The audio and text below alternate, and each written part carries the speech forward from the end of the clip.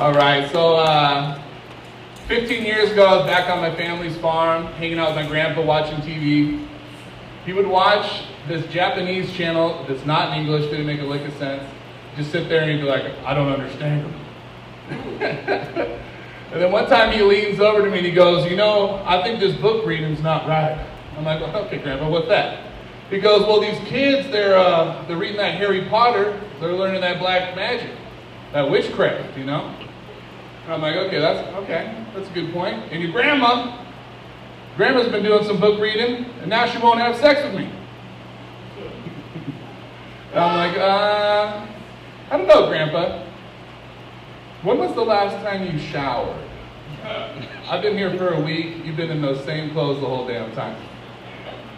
But ever since then, I've been kind of thinking, what's creating that gap? You know, what's making these women not have sex with us so much? And I've been studying, I've been reading, researching, and there's three things men like, right? Ass, titties, vagina. Correct? Can I get an amen? Amen. And we've got two enemies, gentlemen. Who are they? They're keeping us from those things. Hillary and Obama? Great answer. No, not this time. Feminism. Feminism and TikTok? That's close. That's close. No, it is lesbians and machines, gentlemen. This is going to be directed towards the gentlemen, but ladies, you'll understand. Lesbians and machines are our enemies, okay? We are losing the battle. And men, do we like losing the battle? No. No, we do not. Now, where do these two things come from? Two inventions. First off, the vibrator was invented in the 19th century by some British physician, okay? And then second, lesbianism. That was invented in 1988 by Melissa Etheridge. That's a fact. That's a fact. Okay. Now, sir, are you a British physician? No. Okay. And, sir, are you a Grammy Award-winning country singer? No. See? It's not our fault, guys. It's not our fault. For 100,000 years, we would just get to wham, bam, thank you, ma'am, some babies into them. Okay? They didn't even know they could orgasm. Until that goddamn British physician, okay? You know, I keep hearing these women going, oh, we don't need no stinking man. Or, you know, they don't even know how to make me come. And then the most extreme is my ex-wife, emphasis on the ex. And she's like, you know, I think the world would be a lot better if we just exterminated all the men. How do you guys feel about that? I don't like it. Don't like it one bit. And I'm like, honey, that's pretty extreme. Don't you think we could save them some way? And after several hours of passionate lovemaking, she was just like, oh my God, was that a baker's dozen of female orgasms you gave me, PJ? I'm like, well, yes, it was. And now listen, big titty Hitler, I don't think we need to euthanize these men. I think there's a solution. And she's like, you know, you've got to be the world's greatest lover I've ever met. And I'm like, thank you. You've been the perfect partner. But I think you need to go out and share your gift with the world. I think you need to go bless all those women with your talents, and I think you need to bless the men with your knowledge. Okay. So I'm here today. I've been wandering the world, sharing this information, okay? Where was I? Lesbians and machines. How do we defeat them? Man, let's envision this enemy, okay? Do you guys remember that four-armed monster, half dragon, half human named Goro from Mortal Kombat? You guys remember that? Terrifying, right? Now just envision that with like a Justin Bieber haircut, you know, maybe a flannel on, and all of those arms filled with vibrators. That is our enemy, gentlemen. Okay? Now what do we do? Do we just keep doing what we've always done? No, it's not working. We're not getting laid as much. We need to adapt. We need to evolve. We need to overcome this problem, gentlemen. Ask not what their cunts can do for you. Ask what you can do for their cunts. like these women. Okay? We need to get in there, understand the topography, understand what's going on out there. So we need to think like a machine, cold, logical. And we need to think like women, where we just get angry for no reason. Are you guys angry? Yeah. Perfect. Okay. Well, this crowd looks like a bunch of gun owners. You guys like guns? Yeah. Yeah? All right. Now just imagine those vibrators are sexual weapons of war. Okay? Now you can go in there with your dick, but I've only got one shape, and it comes in a couple sizes. Swimming, in cold water, average, and then a little bit larger. No, it's average.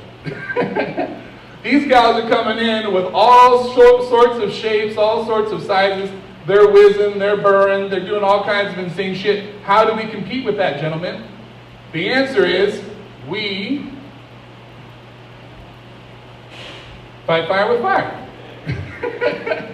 Sorry, that was a stroke moment right there. Just stop. We need to study in the clitoral arts, gentlemen. We need to learn how to finesse their fertile flowers, okay? We need to wax on, wax off. You know, a little, just a little bit higher to the right right there. That's perfect. No, lower to the left. Great. Okay.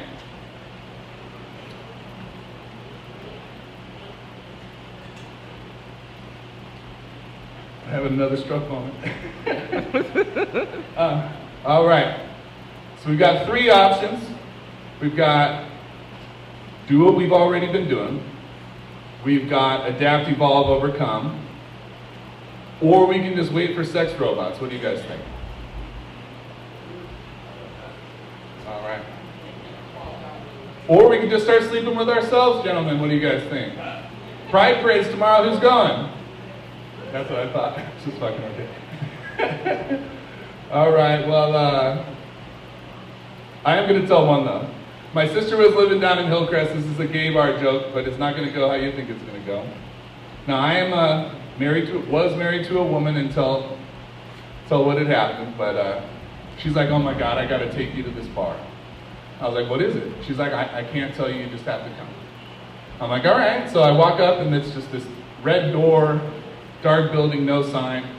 And I walk in the front, or walk inside, and it's dark and it's seedy, and everyone looks like they're retired football players or like lumberjacks. And I'm like, interesting. So I walk up to the bar, I sit down, and within a minute, a whole pitcher of beer slides in front of me. And I'm like, I have never had that happen to me in my life. And I look around, and they're like, it's for you. I'm like, oh, this is the nicest bar I've ever been to. And then I start to realize, and I'm like, oh no. This is a bear bar. Do you guys know what a gay bear is? Yeah? It's basically this, but gay.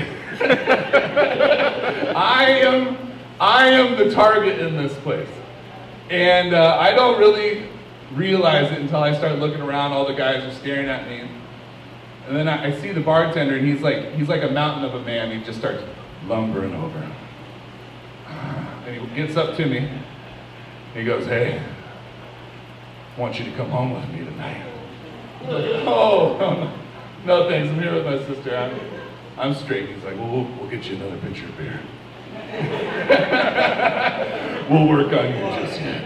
I'm like, no, I don't think so, but, and then, that other pitcher comes over. and I drink that other pitcher, just drink it straight like a man, just like a big old cup. And then he walks over and he goes, I want you to come home with me tonight. I'm like, not yet, brother. And he goes, I want you to come home with me tonight so you can sit on my face and I'll eat my way to your heart. And I'm like, ah!